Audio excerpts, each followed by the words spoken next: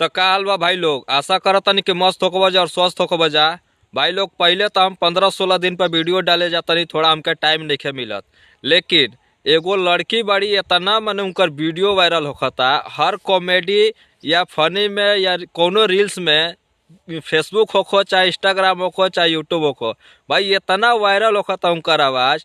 भले ही तनी सुने में तो भाई आदमी के गंदा लागता, इस सब के सामने आदमी नहीं सुन पावत कि किस कलर के चड्डी पहने हो, लेकिन क्या करवा, लोग ये खोजता, ये लोग पसंद करता। जितना खराब वीडियो लोग बना देता उतने वायरल होता।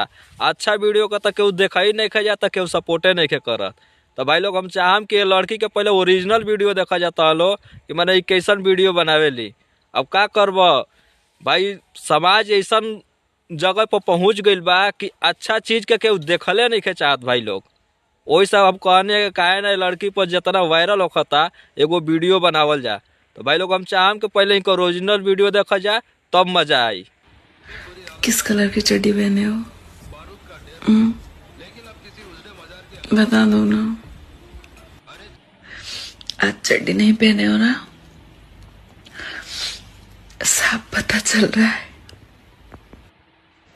सुनो लड़को, कभी बिना चड्डी पहने कॉलेज गए हो क्या?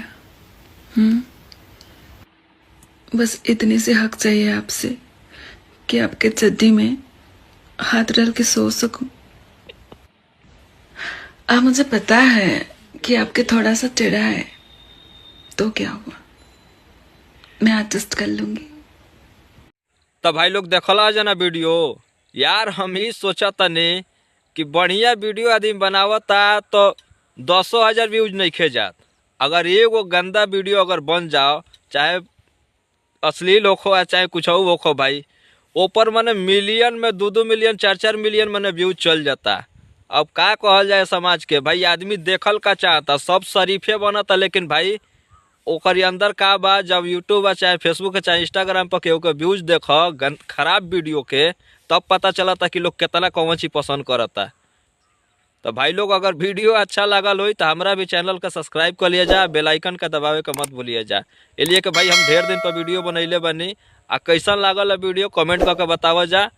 आ का कहीं अब लड़की के भाई अगर सपोर्ट करता रह जाता कर जा, ओकर हम चैनल देखनी मने मिलियन में तो सब्सक्राइबर और फॉलोअर्स बना जा। तो वैसे ही तनी हमनियों का दुलार प्यार दे दिया कर जा भाई। अभी 450 हमारे सब्सक्राइबर नहीं खन जा भाई, काम के तनी सपोर्ट करा जा, इतने तहलों से आग्रह और विनती बा भाई लोग।